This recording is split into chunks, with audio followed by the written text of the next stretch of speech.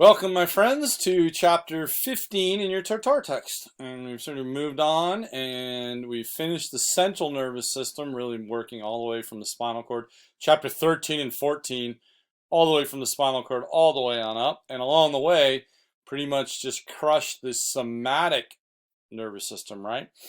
And so what are we on now? We're on the autonomic nervous system. And we'll just work on this little test yourself. 1 through 5 will match up with A through E.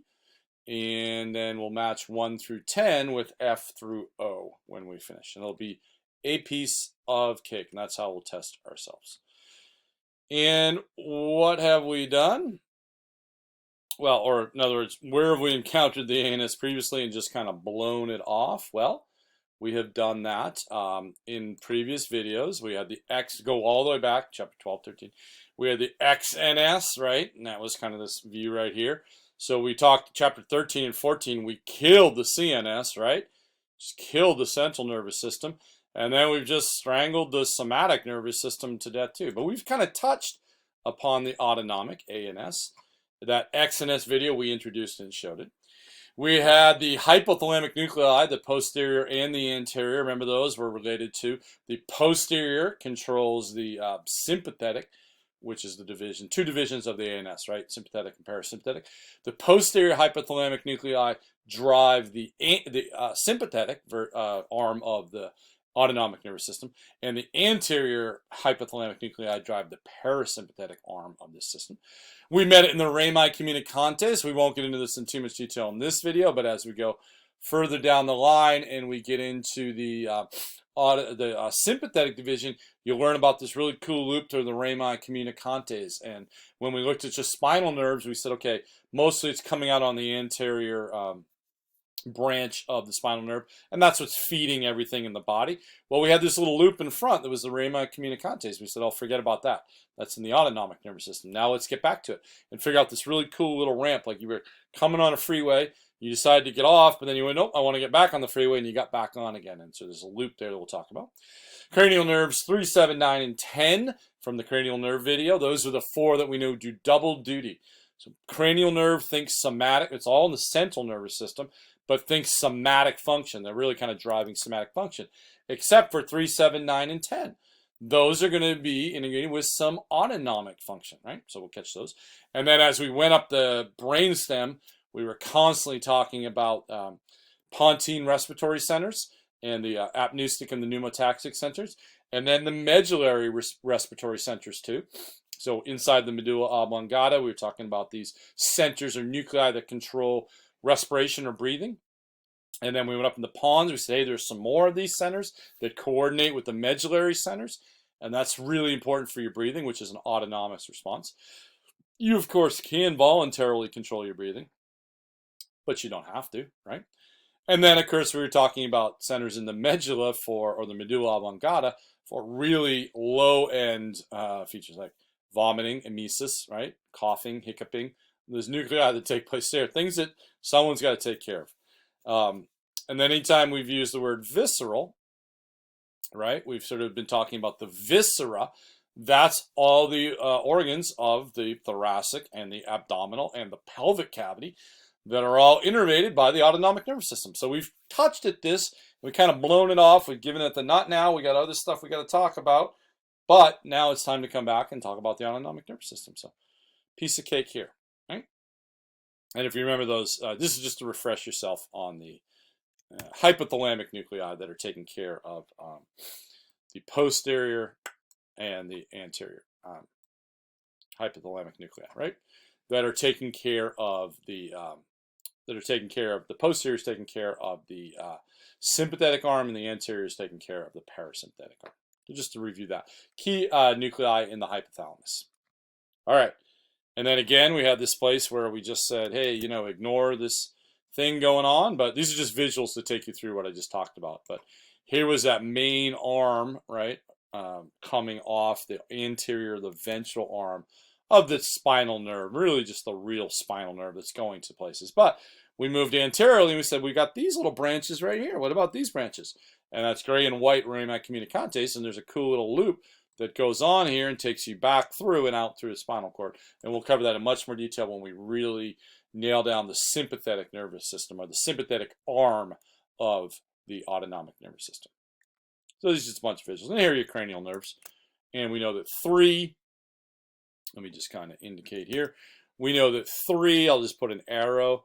We know that 7, and we know that 9 and 10 are involved in autonomic nervous system. So generally, again, we think of cranial nerves, we think of somatic, but these 4 are, it's not like they're not somatic. They're handling somatic sensory and somatic motor, but they're also dealing with a little bit of autonomic, especially vagus, the big one, number 10, vagus, because that's innervating your whole viscera, right? Okay. And then there were these all these centers that we were dealing with. So the pontine respiratory center, and then in the medulla oblongata, we had the apneustic and the pneumotaxic respiratory centers in there, right? As well as all the other centers for other things, vomiting and hiccuping and those sorts of things are all in there too, right? And that's all autonomous. You don't think too much, or you can, I guess you can force yourself to vomit, but if you've ingested something that's going to make you vomit, you don't have to think about it. Hiccuping, same idea. Okay, so let's talk about somatic, and let's compare it when we talk about the autonomic. Why don't we go back and talk about something we really know, like the somatic that we really covered in detail? So might as well compare it to something we know well, right? So let's compare the autonomic to the somatic, because we feel like we really know the somatic pretty well. And we know that exteroceptors from the external body surface, pain, temperature, itch, all that, we know those are generally somatic. So we could draw a nice little arrow there, and we could connect these things with a neat little arrow. We could say mostly your somatic is coming in on exteroceptors, right? Well, your autonomic is coming in mostly on interoceptors or visceroceptors, which is a cool name, right? Receptors of the viscera. You're monitoring the stretch of blood vessels and the stretch of the GI organs. And you're monitoring the chemical composition of the luminal contents of your GI tract and all your other organs. So you're measuring that chemistry to make sure everything's good. And under interoceptors, you also have this little blue note that is generally unconscious sensory information. Sure, you can know about stomach cramping and distension to the point where you can actually perceive it, but you don't have to. It can be going on unconsciously while you're doing other things, and all this sensory autonomic information is coming in, and all the sensory motor information just coming in and out, and you're not really thinking about it at all. It's just taking care of itself, which is pretty cool. And then, of course, you have proprioception, right? And that's that physical in space. So somatic definitely is kind of taken care out here at the integumentary system, and autonomic is going on. The effectors are going to be your glands and your cardiac muscle and the heart and smooth muscle and all those glands too that are secreting. Okay? And don't forget that the limbic system can also contribute. So we say, okay, what are the contributors to the ANS, to the autonomic nervous system? Well, interoceptors are a huge contributor, right? All that stretch and all that chemical information. But don't forget, the limbic system can really throw in there too. Terror, rage, emotion, excitement. That can throw sensory input too, and also sensory information into the autonomic loop too. And you'll see when we get into it that the parasympathetic sensory information is really coming in on 3, 7, 9, and 10 cranial nerves, especially from the viscera. And that's actually specific parasympathetic information. When we go to do the sympathetic and we say, okay, what's the sensory input? We're going to struggle to find the sensory input for the sympathetic. Because remember, the sympathetic is fight or flight. And we're going to struggle to find unique sensory input that's just in the sympathetic. And we're going to end up saying, hey, you know what? Let's not worry about it.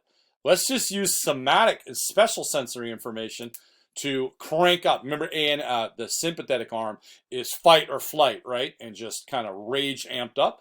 So we don't need specially sensory information for that. What can we use? We can use looking and seeing a bear running at us. That'll work just fine with somatic special senses. We can use the screech of brakes directly behind us. That'll work to get our heart rate from 60 to 150 like that, right? So we can use somatic or special sensory information. Getting just pounded or slugged in the arm is a really good somatic sensory input that'll get your ANS fired up and triggered really, really quickly. Okay. And so again, just sensory information somatically coming in on the big 3 that are going to the cortex, the DCML, the ALS, and the trigeminal thalamic, and a little bit more review of that coming on later in this week. And then you have the spinocerebellar, it's going just to the cerebellum, telling you about proprioceptive information. And then your autonomic is either hitchhiking a little bit alongside your afferent fibers and your somatic, right? But then it's also using the CNS via the afferent fibers on 3, 7, cranial nerves 3, 7, 9, and 10. And again, that's how you're getting your autonomic sensory input into the CNS to react to it, as well as your special senses, as I just mentioned, your eyes and your ears, and smell smoke, right? That'll get you, wake up in the middle of the night and smell smoke, and that will get you that'll get your heart rate up and your sympathetic arm of your ANS going really, really quickly, right? 90% of the sensory information reaching CNS is going to be somatosensory, and 10% will be visceral. So that's the split between the two. So mostly somatosensory, but 10% of that is coming in on visceral. And you'll find out that there's quick and slow pathways. The visceral information comes in on a slow pathway. There's no real hurry. If you overate, you overate. It's not a life or death thing. Like, okay, you get the stretch information. Again, so things like PO2, PCO2, or your blood pressure that you're picking up in your carotid bodies that are picked up by the parasympathetic arm. It's kind of slow relay information. It kind of comes into the CNS a little bit slowly because it's not life or death. All right, and where are we integrating? Remember, this is all sense. Then we'll do integrating, and then we'll do motor, all the way comparing what goes on in the somatic versus what goes on in the autonomic. What do we know about our somatic integration? Well, we know the DC male, the ALS, and the trigeminothalamic pathway are all going up to the cerebral cortex, and that's where it's all being perceived in the primary somatosensory area of the cortex, right? Through the thalamus, of course. And where is your autonomic being integrated? Well, those special centers in the medulla oblongata and in the pons for breathing, and then for vomiting, coughing, and all that, they can integrate right there. They don't need a lot of CNS effort. I mean, you can relay up to the CNS and say, hey, I'm about to vomit, or hey, I'm hiccuping, but it's all kind of taken care of, especially the respiratory function. You don't have to think about it. It's all taken care of, integrated through those brainstem centers, okay? So the brainstem's taking care of the integration. Other things like urination, defecation are handled way down in the spinal cord level, so you're not even invoking sort of the brainstem or up. You're using the CNS at the lowest levels, and urination reflexes, defecation reflexes can be handled at the sacral level of the spinal cord. And don't forget the hypothalamus too, as I just mentioned. So the posterior nucleus of the hypothalamus is handling the sympathetic branch, and then the anterior nucleus is driving the parasympathetic branch of the ANS, okay? And then enteric, we're going to have a whole, so right from this, we're going to a video on sympathetic, a video on parasympathetic, and a video on enteric. We're just going to hit 1, 2, 3, the 3 parts of the autonomic nervous system. Okay, and then on the motor side, let's break it down, and we can break it down very specifically, anatomically and physiologically if we want to. Anatomically, this is what the standard motor pathway was that we learned about back in Bio 40A, and this is the somatic nervous system. Got your spinal cord, got your anterior gray horn. Thank you very much. Your anterior gray horn. Your alpha motor neuron coming out the anterior root. It's a myelinated axon, alpha motor neuron. Right to the NMJ, neuromuscular junction. Acetylcholine released across the cleft. Contraction of the effector, which is a skeletal muscle. Boom, boom, boom. Done, done, and done. One motor neuron, and it's myelinated. Compare that, of course, with something that's going to be different in the autonomic nervous system. And here you've got 2 ways to branch this out. So go ahead and be wary of that the top image is the sympathetic arm, and the bottom image is the parasympathetic arm. And remember, sympathetic, fight, flight, or fright, amping you up. Parasympathetic, cranking you down and getting back to homeostasis. Like, okay, we just ran away from a bear, we're safe. Let's get back to making some dinner, eating, carrying on our normal, get our heart rate down, carry on our normal activities. Okay? So what are the differences? The difference is you're coming more out of the lateral gray horn, right? Rather than the anterior. I would love if this nucleus right here were just back a little bit. If I could just move that nucleus right, that cell body right there. Just back a little bit so it could look a little bit more like it's coming out of the lateral gray horn and not out of the anterior, because we know the alpha motor neuron comes out of the anterior. So push it back just a little bit. Then we can say that our autonomic neurons are coming out, our autonomic motor neurons are coming out of the lateral gray horn of the spinal cord. And they're coming through the anterior root, sharing that with the motor neuron, with the alpha motor neurons. And they're going to be pre-ganglionic nerves. So these are pre-ganglionic. What does that mean? It means there's a ganglion right in the middle, and you're going to have 2 nerves before the ganglion, i.e. myelinated and running from the lateral gray matter to the ganglion, are pre-ganglionic. Pretty straightforward. And they're myelinated. That's what these yellow sheaths are. So before the ganglion is preganglionic, right? And those are myelinated. And after the ganglion is going to be the post. Not too complicated, right? The postganglionic neuron, and that goes from the ganglion to the effector, right? And in this case, the effector is no longer skeletal muscle. Sure, it can be muscle, but it's going to be the other two types, cardiac muscle and skeletal muscle. And your glands, all those glands that secrete into the lumen of your visceral organs, secrete enzymes, secrete bile, secrete all kinds of cool stuff, mucus, into your intestinal tract and other glands and other organs too. All right, and the ganglion sits in the middle. What's the ganglion? It's just a relay station. All right, so it's just totally a relay station. And you might want to pick up that acetylcholine is used on all of the preganglionic neurons, but postganglionic, sure, the parasympathetic uses acetylcholine, but this is norepinephrine NE, so that's used as a neurotransmitter in the postganglionic neurons of the sympathetic branch of the autonomic nervous system, and all the postganglionic are unmyelinated, and this is a 2-neuron circuit instead of the somatic, which is a one motor neuron circuit. All right, and so you've got your somatic output. So where's your somatic motor output going to come from? Well, it's going to come from your corticospinal tracts, right? Right down out of the primary motor area, down out of your corticospinal tracts. And again, much more review on this in the modules coming up later in this week, where we do chapter 17, and we just destroy the sensory ascending pathways and the descending motor pathways that you're seeing right here. So if you're a little sketchy on these, don't worry, we're going to kill them at the end of this week. So your corticospinal, bringing the motor down, and then you got your extrapyramidal or your subcortical from the tectum, your tectospinal from the reticular formation, your reticulospinal from your red nuclei, your rubrospinal, and from your vestibular nuclei, your vestibulospinal. So those are 4 supplementary paths that are innervating alpha motor neurons of the skeletal muscle based on information not so much coming from the cortex, but coming from lower brain centers. Right? And it's no big deal, it works. And where's our autonomic motor output coming from? Well, it's either coming from the sympathetic branch or it's coming from the parasympathetic branch. And if it's coming sympathetically, it's coming from the thoracolumbar outflow. What does that mean? Well, just take T1, thoracic, through T12, and L1 through L3. Thank you very much. So 12 thoracic vertebrae and 3 lumbar vertebrae, and that is thoracolumbar output.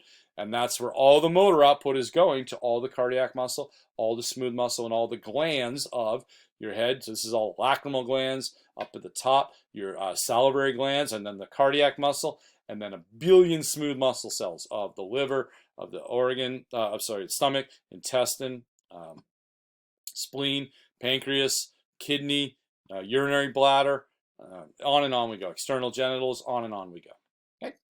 So that's all taken care of there. If it is going to be from the parasympathetic arm, we're going to call it cranial sacral outflow. And what in the world is that going to mean? Well, that means it's coming out of either 3, 7, 9, or 10, the 4 key cranial nerves, cranial sacral outflow, or it's coming out of S2 to S4. And that's where the parasympathetic motor neurons, again, take a look. The preganglionic neurons are myelinated and they're shown in dark blue, or solid blue on the left, to the ganglion that are all lined up in the middle. And then the postganglionic are shown in dashed lines. And we'll go through this slide in so much detail when we do the sympathetic branch of the nervous system. You'll know everything that's going on here. Okay, and over on the right, in the parasympathetic, again, preganglionic neurons in solid color going to the ganglia lined up right here, and then the postsympathetic coming out unmyelinated as a dashed line. Why are these solid lines of vagus going all the way? Because the ganglia here are actually located, they're called intramural.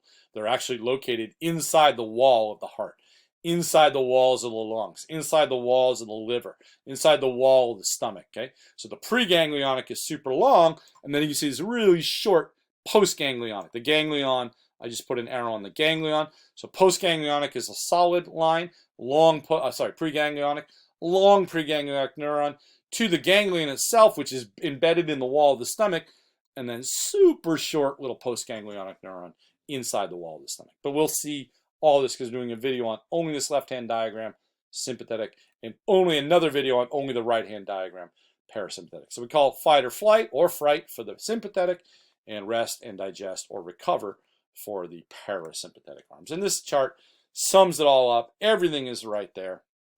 Where you're getting your input on the somatic side from your somatic and your special, and then your autonomic, mainly your interoceptors are doing a lot, but you're stealing a little bit from the somatic, and of course the special. If you see a bear, you're going to react in your heart rate is going to 180 beats per minute, and there's nothing you can do about it, and that's all autonomic response to a special sense input. Okay. And then control motor output, obviously voluntary from the cerebral cortex. And then remember basal nuclei, coach basal nuclei, coach cerebellum are all kicking in there too to help. And then involuntarily, you're driving from the hypothalamus, driving from the anterior and the posterior nuclei of the hypothalamus. That's driving your thoracolumbar output if it's sympathetic. It's driving your cranial sacral output if it's parasympathetic, as well as all these other elements, limbic and brainstem and spinal cord kicking in too, and then a tiny bit from the cerebral cortex. Your cerebral cortex has a slight input into this motor, not much though, okay?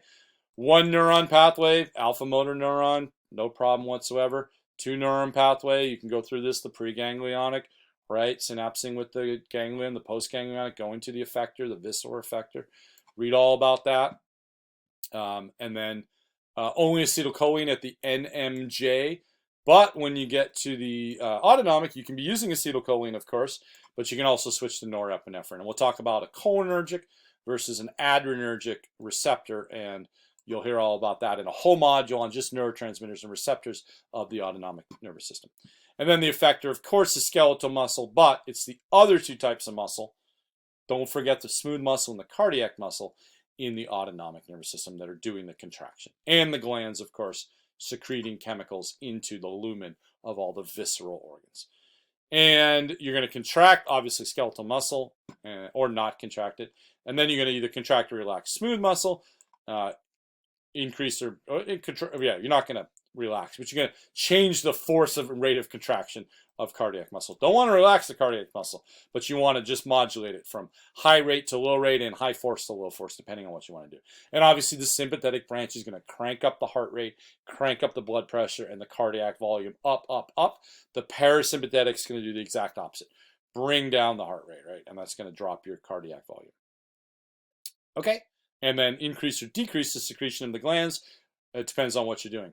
So if you're working on digestion, you're going to increase the secretion of digestive glands in the parasympathetic arm because you want to calm down and get back to metabolism. If you are inside of the sympathetic arm and you're in fight or flight, you want to decrease secretion of intestinal and enzymes and digestive enzymes because you don't want to be digesting when you're running for your life from a bear. Right? Okay, so let's just wrap it all up right here. Thalamus. So we're sitting right here and we're going to run through our thalamus. So thalamus is going to be a diencephalic region of the brain, and it's going to receive B and relay all somatic and special sensory information. So this is, again, just a hodgepodge. This test yourself is just bouncing you back and forth between somatic and autonomic and see if you can just cover all your bases and handle this all smoothly. The hypothalamus is also diencephalic, and it is diencephalic that is going to, the anterior and the posterior nuclei are going to receive all that automatic sensory information, coordinate it, and send out the motor and drive the motor response through either the thoracolumbar, sympathetic, or cranial sacral, parasympathetic outflow. Medullary and pontine centers for emesis, vomiting, breathing, cardiac function, sneezing, and coughing are going to be nuclei of the brainstem regulating these autonomic reflex arcs. These are lower brain centers where you don't have to think about, if you don't want to, breathing and coughing and sneezing and all those things. They just happen. Sacral level of the spinal cord is the caudal region of the CNS, and you're working on autonomic reflexes for micturition, which is urination or voiding the urinary bladder, and defecation are controlled at that level. And the primary sensory cord areas are going to be the telencephalic areas that have a tiny bit of impact. Obviously, they have a huge impact on the somatic. They're receiving all the somatic information and driving all the somatic motor info, and a tiny bit of processing on the autonomic side, just a little bit. All right, and then let's finish up at the bottom. I have nowhere to put myself, but I'll put myself up here. Finish up on the bottom. What is an alpha motor neuron? Okay, in an alpha motor neuron, I'm looking at the somatic nervous system. So I put it in capitals so I could really focus in on it. I'm highlighting on somatic nervous system, and I'm going to get M. Okay, M. Exclusive cholinergic myelinated motor neuron of the somatic nervous system, targeting the skeletal muscle effector, and originating in the anterior gray horn of the spinal cord. Preganglionic motor neuron. Okay, now I'm in the autonomic. Okay, and I'm in the autonomic, and I'm going to be, let's see, I got it right at the top, G. I'm going to be cholinergic, myelinated, because I'm preganglionic. Remember, post is unmyelinated. And it's a motor neuron of the autonomic system, carrying motor information from the lateral gray horn to an autonomic ganglion. And it is myelinated because it's preganglionic. And then the post is going to be cholinergic or adrenergic, so it can be K. So post can be cholinergic or adrenergic, meaning you can use acetylcholine, cholinergic, or it can use norepinephrine, or epinephrine, really, either one. Adrenergic, it's going to be unmyelinated, and it's going to be from the autonomic ganglia, carrying motor information to the effector of the autonomic. Right? The autonomic ganglion is going to be a collection of autonomic cell bodies, F, in the PNS, acting as a relay station between the preganglionic and the postganglionic. Skeletal muscles are O, effectors of the somatic nervous system. No problem there. Cardiac and smooth muscle and glands, follow it right up. Look for effectors of the autonomic system, I.